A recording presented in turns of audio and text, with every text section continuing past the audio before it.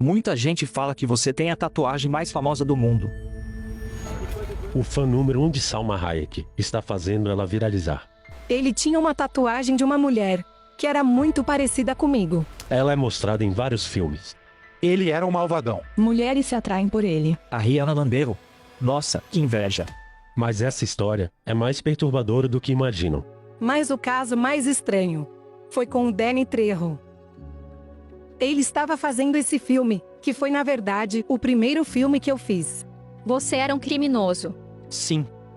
Me falaram que eu ia conhecer um cara que era um prisioneiro e agora era ator, e eu tava um pouco assustada. Salma Hayek. Nossa, ela é linda demais. Quando ele me viu pela primeira vez, ele correu em minha direção e arrancou sua camisa. Eu mostrei a ela minha tatuagem. E falou que me conhecia antes de me conhecer. A tatuagem é seu rosto. E era verdade, ele tinha uma tatuagem de uma mulher, que era muito parecida comigo. Salma então fez algo que até Danny estranhou. Ela o convidou para sua casa. Salma logo viu que Danny não era só um ex-criminoso. Ele era o preso mais temido na prisão mais perigosa dos Estados Unidos. San Quentin. Você nunca sabe o que pode acontecer. Atenção, preciso de reforço aqui. Vi presos esfaqueados no pescoço com a garganta cortada. Essa era a única prisão nos Estados Unidos que usava câmara de gás. Algumas das pessoas mais violentas do mundo. Charles Manson pode ter sido responsável por 35 mortes. Confie em mim. Se eu começasse a matar, não restaria mais ninguém vivo. Danny era tão temido que até Charles Manson pediu proteção a ele. É difícil acreditar que ele foi aquela pessoa. Antes do crime, Danny era um menino que gostava de brincar com meninas. Minhas tias e primas me adoravam, fazíamos tudo longe dos homens da família. Brincávamos de faz de conta e com bonecas. Um dia, meu tio Rory entrou no quarto das meninas, me viu usando um vestido e ficou furioso. Nós, os Trejos, devíamos ser másculos a todo momento, de toda forma. E de repente, tive que ir morar com meu pai. E tudo mudou rapidamente. Em 1951, a família Trejo fazia um churrasco. Todos fingiram que não viram que Danny, de 6 anos, foi trancado no carro. Minhas tias queriam ajudar, mas tinham medo de se envolver. E todos continuaram comendo, enquanto eu olhava. Danny aprendeu que ser homem é não mostrar fraqueza e ficou quieto trancado no carro com um calor escaldante. Eu comecei a adormecer ou desmaiar, mas lutei contra isso, eu deitei no banco e depois me encolhi no chão. Eu já estava perdendo a consciência.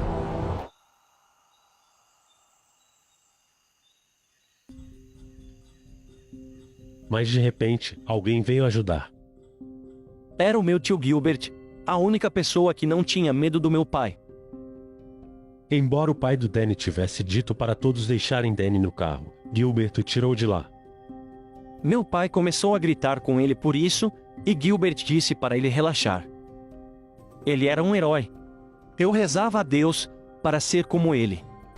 Nos anos seguintes, Gilbert deu a Danny algo que seus pais não deram.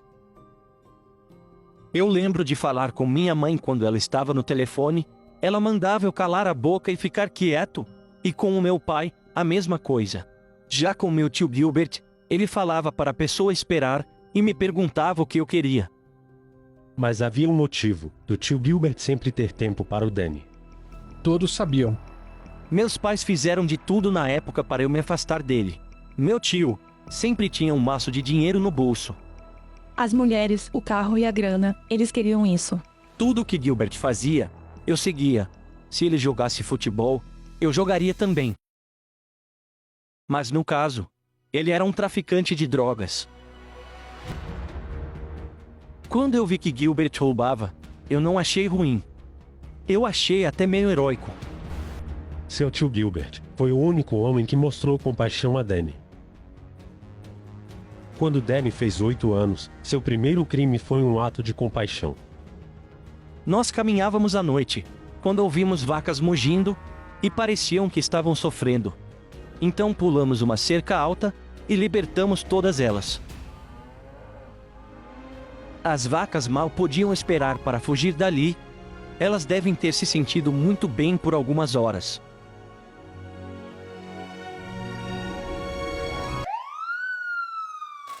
Mas como os laticínios estão sob a jurisdição da FDA, a Polícia Federal entrou em cena.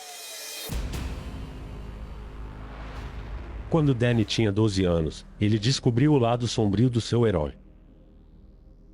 Ele não era mais esse cara legal. Ele estava agindo feito louco. Eu o vi fazendo isso. Eu tinha a seringa do meu avô que era diabético. Gilbert me mandou sair quando me viu, e eu pedi para usar também. Ele falou, me dê um pouco ou eu conto para todos o que você está fazendo. Ele me pediu para segurar um cinto assim bem forte. Era uma seringa de vidro. Então quando a agulha puxa, ela faz um pequeno efeito bomba atômica. E então ele injeta, e me diz para soltar. E quando eu soltei o cinto, pude ver essa mudança drástica no comportamento dele. De um louco cheio de energia, para relaxado. E então depois disso, ele me deu uma dose, umas gotas para experimentar. E só me lembro de acordar todo suado no quintal da minha avó. Eu tinha tido uma overdose. Na hora que você usa, você não pensa nas obrigações, na escola ou nos seus pais.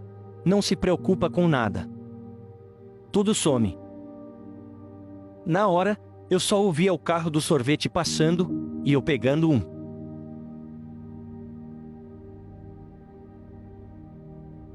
E Danny se tornou igual ao seu tio.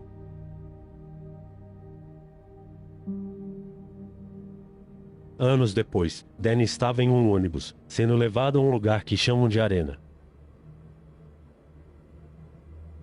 Quando você chega perto de Quentin, você logo vê a torre armada bem à frente. Você sabe que quando você entra lá, você não sai mais. O lugar é enorme. Assim que o ônibus chega, a tensão começa. Você ouve um barulho de motor. Mas na verdade, é o barulho de todo mundo lá. Se você já esteve ao lado de alguém que está com muita raiva, você sabe como é. Agora imagine 4.000 caras juntos com toda essa raiva acumulada.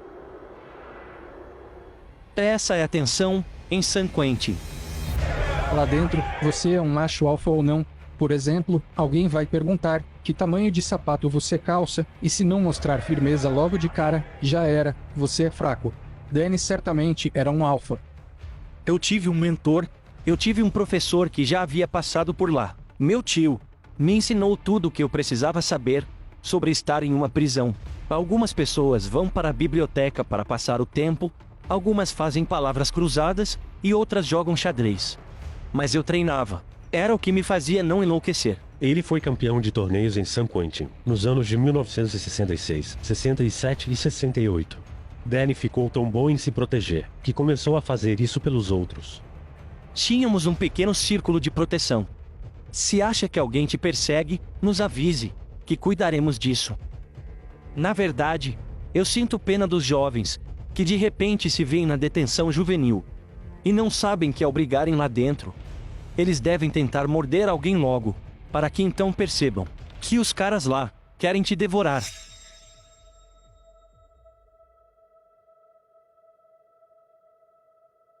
Às vezes, você percebe o que está se tornando. Eu estava jogando dominó com muita gente ao redor e valia muito dinheiro.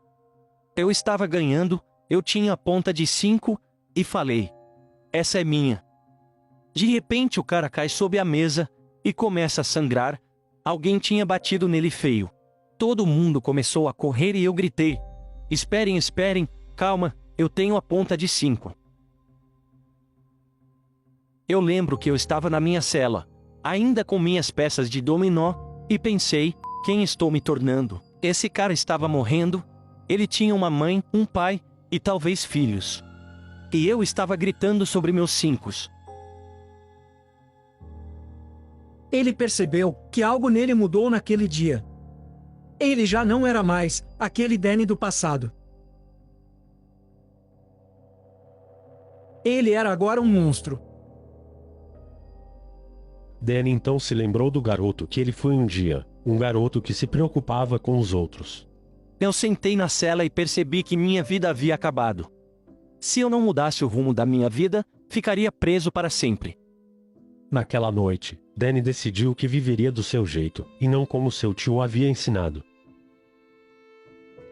Eu não pensava nisso como uma grande mudança, eu pensava apenas em cumprir uma promessa. E então, a partir daquele momento, eu comecei a me dedicar a fazer coisas em benefício de outras pessoas, sem a expectativa de receber qualquer tipo de recompensa.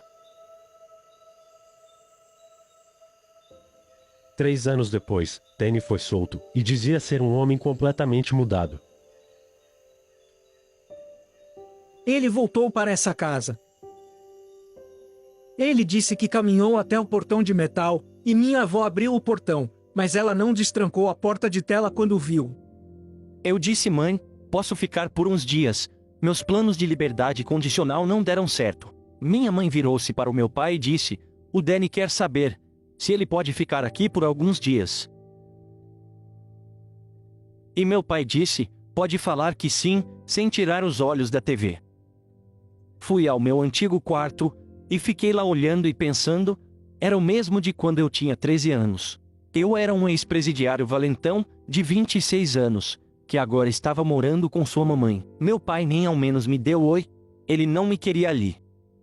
Ele odiava tatuagens, e eu queria muito provocá-lo para me vingar.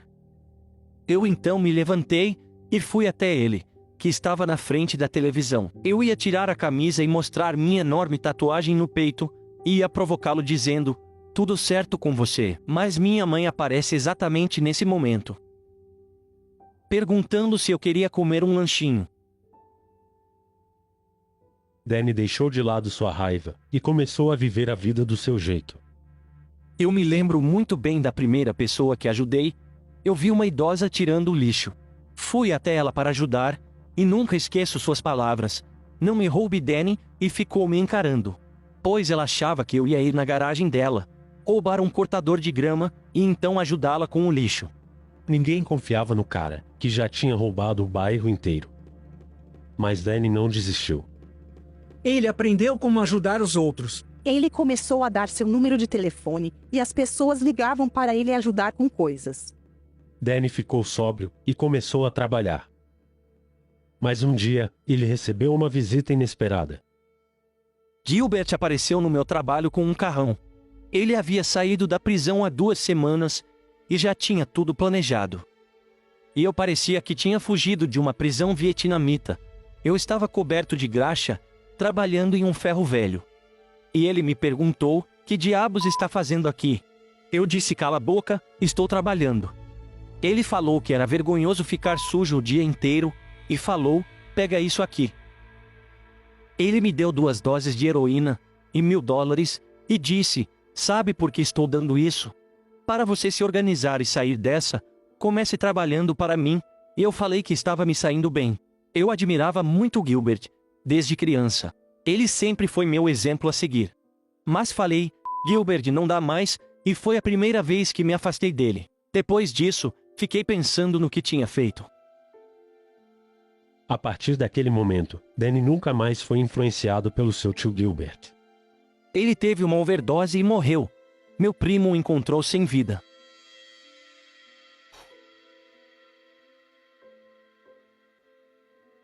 Ele era como um irmão para o Danny. Mesmo que o Danny não estivesse mais no mesmo caminho que o seu tio, ele ainda amava muito Gilbert. Após a morte de Gilbert, Danny começou a se comportar novamente como um condenado. Após sua estreia de sucesso no cinema, o diretor de 23 anos Robert Rodrigues está escalando seu próximo filme, estrelado por Antônio Bandeiras e a novata Salma Hayek. Você e a Salma desenvolveram uma troca muito bacana. Ela é uma mulher muito linda, foi fácil e sensacional. Eu adoro o Antônio, mas às vezes ele me batia com o violão, quando ele começava a girar, e eu gritava Antônio. Eu precisava de um assassino silencioso que usasse facas, então eu disse ao diretor de elenco para encontrar alguém com cara de malvado, pois ele não teria falas. E quando Danny entrou, eu me espantei. Quem é esse cara? Ele é sinistro demais. Eu conheci a Salma. Ela é incrivelmente bonita. Faz você querer arrancar seus olhos e nunca mais olhar para ninguém. Me falaram que eu ia conhecer um cara que era um prisioneiro e agora era ator, e eu tava um pouco assustada. Eu mostrei a ela minha tatuagem e falei que era o rosto dela. Mas Salma não reagiu como Danny esperava. Danny, estamos num set de filmagem e as pessoas têm medo de você, por causa da sua aparência. Quando ouvi isso, comecei a me odiar. Uma vez criminoso, sempre criminoso. Uma vez criminoso, sempre criminoso. Você sempre será um criminoso. Temos essa ideia de como as coisas supostamente deveriam ser, e como elas realmente irão ser. Mas frequentemente esquecemos de toda a dor e dos desastres que nós mesmos provocamos. Eu acabei esquecendo de tudo isso.